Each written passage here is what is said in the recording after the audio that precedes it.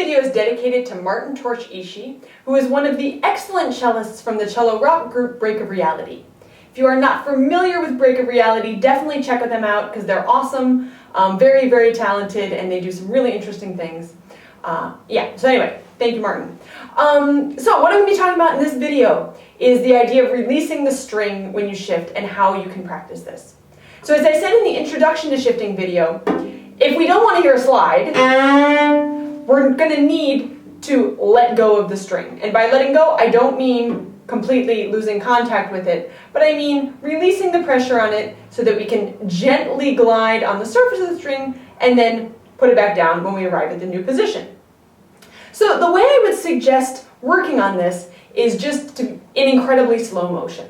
So I'm going to play a note, then I'm going to let the string up, which will make it instantly sound awful. I'm going to slide up on the string to wherever the new place I want to go is, and then I'm going to put my weight back down on the string. And by getting the string back down, of course, I'm not doing it by opposable motion of the thumb. I'm doing it by sinking in and pulling the cello toward my body as I hook on. Okay? So again, I'm playing the note, letting it up will instantly sound awful, then shifting, when I get there, putting the string back down in incredibly deliberate slow motion to start. Okay? So.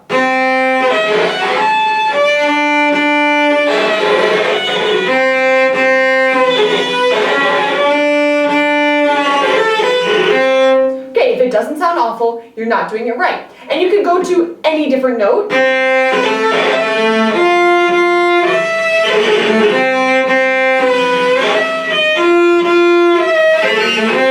You could change fingers, so instead of going from second to second, maybe I'll go from second to fourth.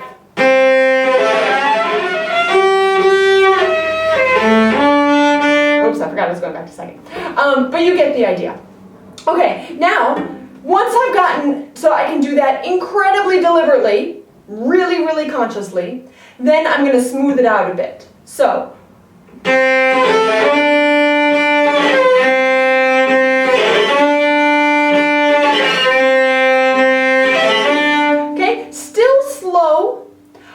And still so I can really hear that I'm releasing the string, but without the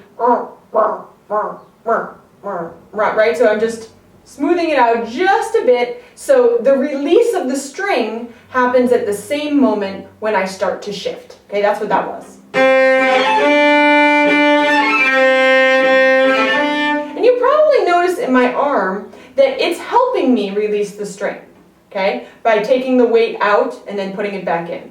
A little bit of that is probably a good idea at this step, to really feel as though the arm is lifting up and then coming back down, okay? And then, when we do this just a wee bit quicker, I think as you speed it up, you'll find that that moment of yucky sound disappears little by little.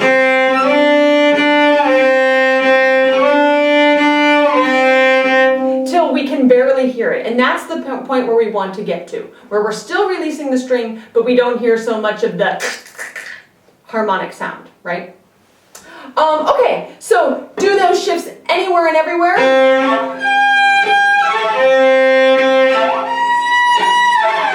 Doesn't matter where you're going, but if you don't want to hear a slide, you're going to need to release that string. So really training your hand to let go is a pretty huge aspect of shifting. And the more deliberate and careful you can be about it from the beginning, so you're not like sort of cheating and only half letting go, which I see students do all the time. Don't be a cheater. Really, truly release the string. And I think you'll find that it saves your hand a lot of extra stress and makes your shifts much better and much cleaner overall. There you go.